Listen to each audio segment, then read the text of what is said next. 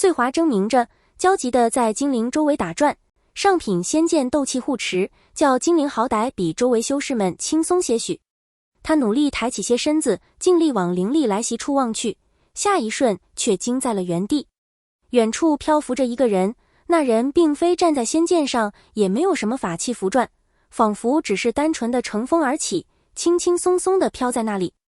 他穿着漆黑的一身衣服，鹤氅大袖，身段极漂亮，一头乌发在昏暗的战场上莹莹发光，鲜红发带亮得惊人，隔了那么远，也叫精灵一眼便能看清。方才一击，应当就是此人发出。他们离得尚远，方且如此狼狈，这一瞅才知道，离得近的更是大多被扔了出来，乱七八糟落在远处，个个摔得七零八落，怕是内伤外伤都不轻。精灵在万军重压之下，勉强找回了自己的声音，哑着嗓子道：那是何方神圣，是敌是友？却见周遭修士们瑟瑟发抖，甚至有的已经吐血晕厥。精灵正一头雾水，便听得一人嗫嚅道：那是夷陵老祖啊！阴虎符赵王陵把他给召来复仇了。精灵大惊失色，下意识想要反驳，可那人随即便翻白眼昏厥过去了。精灵连忙再仔细去看飘着的那人，果然和舅舅房里的画像一模一样，可魏无羡根本不会来报仇啊。魏无羡曾亲口告诉他，他的肉身确实毁得一干二净了。阴虎符怎么能够照出一具不存在的肉身呢？那莫玄羽呢？总不能有2个夷陵老祖吧？然而下一刻的事情更是叫精灵目瞪口呆。但见那夷陵老祖漂浮于世界之巅，周身灵力汹涌，面上露出个不羁不屑的笑来，开口轻声说话，却似雷霆万钧。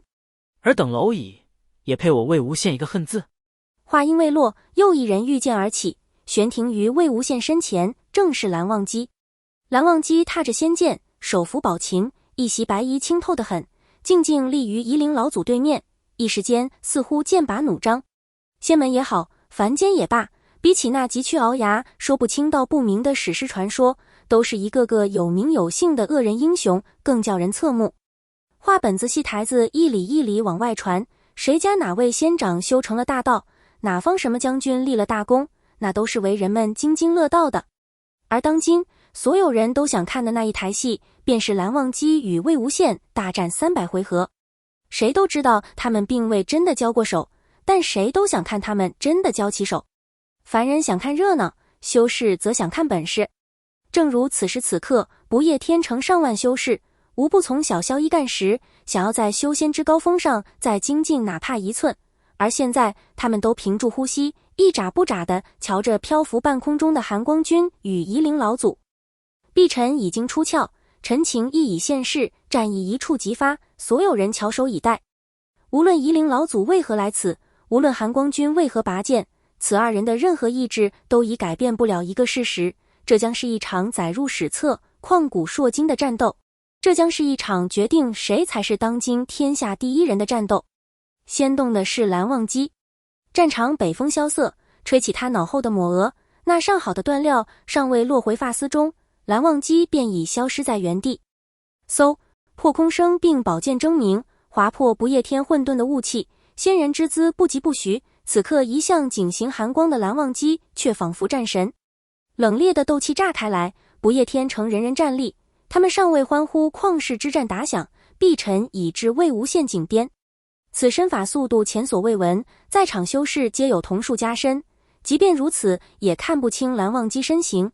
而姑苏蓝氏的剑法并不以速度见长，足见蓝忘机的剑术恐怕已经天下无双。可那魏无羡却好似毫不在意，如此压迫之下，竟是嘴角轻笑，未见任何动作，只是微微扬起下颚，仿佛早已看清剑意何处力尽，一厘不差地躲过剑刃。碧晨堪堪擦过他飘扬的发丝，随即衣袂翻飞，有什么东西轻轻击打碧晨剑身，下一瞬怨气漆黑如墨，自虚空中聚拢成形，似乎听到桀桀笑声。怨气如同猛兽张开血盆大口奔向蓝忘机，霸道剑气顿时被吞得无影无踪，眨眼间就要连同蓝忘机一道吞噬。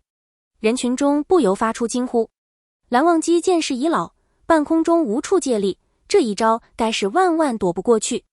然而他却不慌不忙，手腕一抖，灵力随着剑刃缓缓释出，浓稠如有实体的怨气被他四两拨千斤化开些许，随即他右脚踢向虚空，靴下却发出铿锵之声，恍若脚下有物，于半空中竟如履平地，调整身形剑意，再次向魏无羡袭去。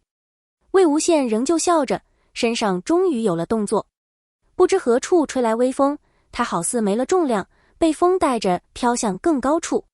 碧尘剑意如影随形，魏无羡再次拂袖，又是击打剑身之声，碧尘竟被震偏，该是手中握着法器，可二人身形太快，又都是宽袍大袖，不夜天数万修士，竟无一人看清魏无羡所执何物。如此精彩的对招，实乃不过一夕之间，已是当今仙门从未见过之高深，直叫众人忘了当下状况，忘了敌我立场，甚至忘了呼吸，全神贯注于这不负盛名的对抗。两人博弈不断，看得人眼花缭乱。大概10个回合后，终于有人说：韩光君之步法，莫非是踢云纵？此言一出，众人皆惊。踢云纵为100年前易云游道士醉酒所创，乃控制灵力于虚空筑墙，修士借此可以潇洒半空，如同以云为梯，得名踢云纵。然而此步伐之难，难于上青天，100年来流传于仙门百家，人人修习，却从未有人真的习得，甚至是那道士本人都说此不过异想天开耳。可如今蓝忘机就在眼前，确实虚空筑墙，以云为梯，做不得假。在场之人无不毛骨悚然，蓝二公子修为深不可测，怎叫世人不惊不惧？怨气时有时无，没个规律，鬼魅般现形又散去。蓝忘机舞动着，半空中一个鹞子翻身躲开致命一击，怨气随即又消散空中，无影无形，似乎从未来过。而下一个瞬间，魏无羡咧着嘴闪到蓝忘机眼前，蓝忘机立刻御剑抵抗，清脆的碰撞声响彻不夜天，简直震耳欲聋。人群中又有人犹豫道：韩光君使的是踢云纵，那么夷陵老祖的步法又是什么？